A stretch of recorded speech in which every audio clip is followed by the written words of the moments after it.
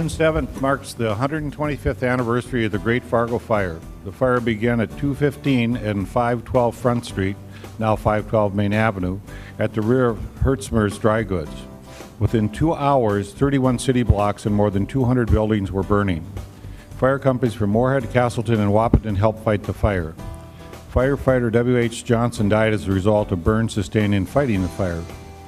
Firefighting efforts were delayed that day because the city commission had the fire department out watering the streets for dust control.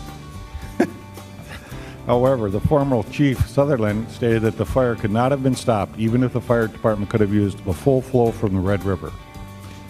The fire destroyed City Hall and all records and also destroyed the fire station, which at that time was located at the corner of NP and Roberts Avenue. In true Fargo resiliency, 243 new buildings were built within 1 year. Many of the new fire and building codes were adopted as a result of the fire, and it led to the establishment of a full-time career fire department 10 years later. It's amazing to think that our fire department's been around for 125 years?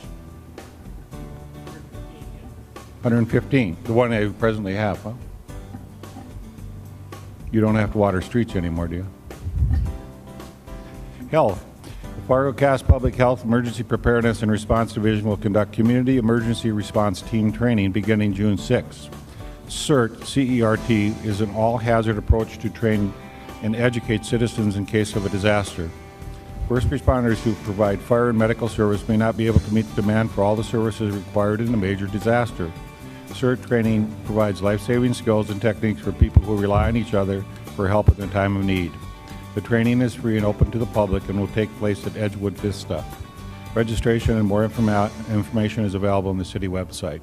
It's one of the areas where we try to get citizens involved in any type of disaster we would have. Library.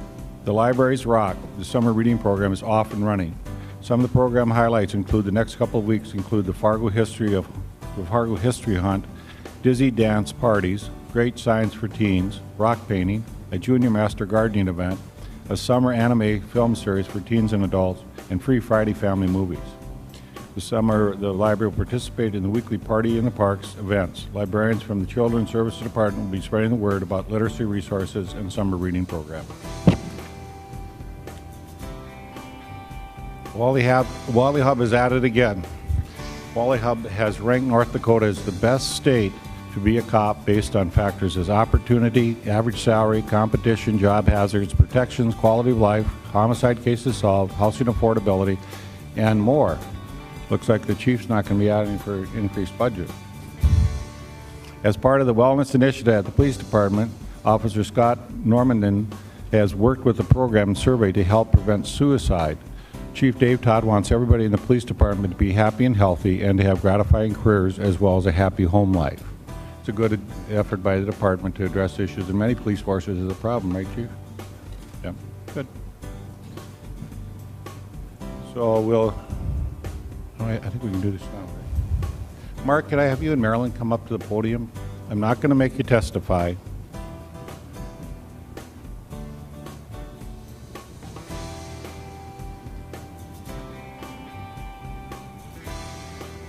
Mark, you have been there many times helping us out, figuring out what to do in a variety of different issues.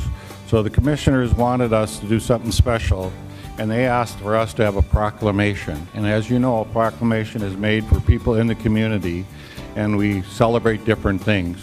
And we're just celebrating that Mark Bittner worked for the city of Fargo and did such a great job.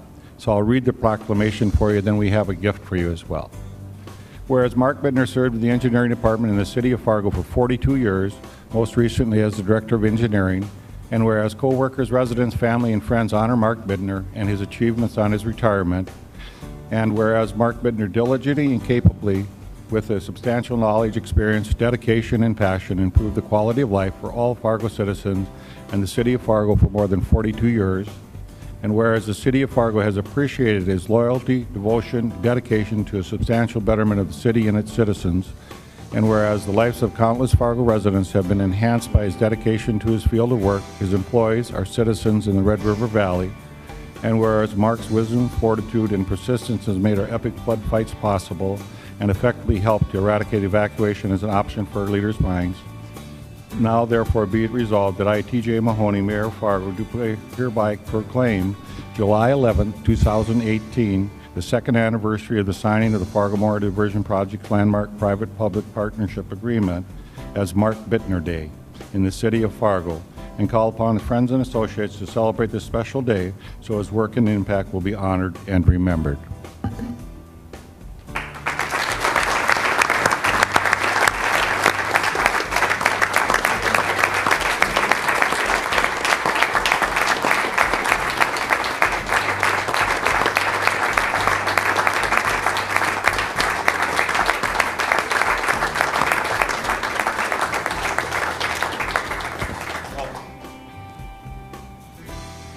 We're going to do one more thing here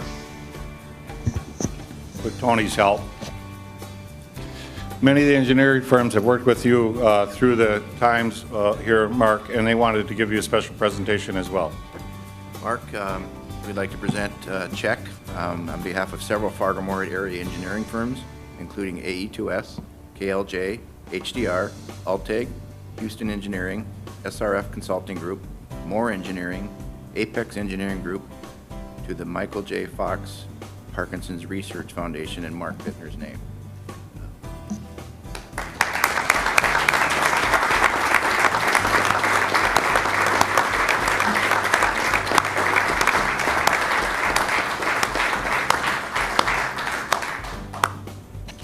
And then lastly, I know you don't like to be reminded of floods, but in 2009 we had a flood, and then we had this concern about a second wave coming. But there was a graphic that we put out at that time, and Denny and you looked at it and kind of saw what happened. And for that now, we are going to give you a flood graphic that has the heights of the floods and many of the other floods that we've had in Fargo that you have been very instrumental in helping us protect the city.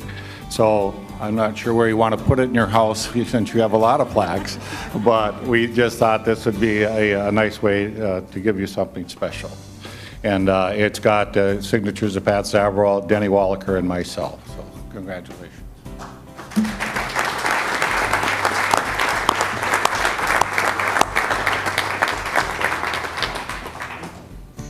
Well, thank you, Paul, for this very undeserved. Thank you so much. You talk about no evacuation. I don't want to Maryland tell you that she was evacuated.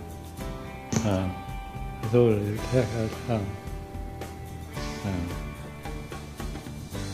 And my neighbors kept asking me when I was going to move my furniture up and come to lower level. I said, well, it's up already.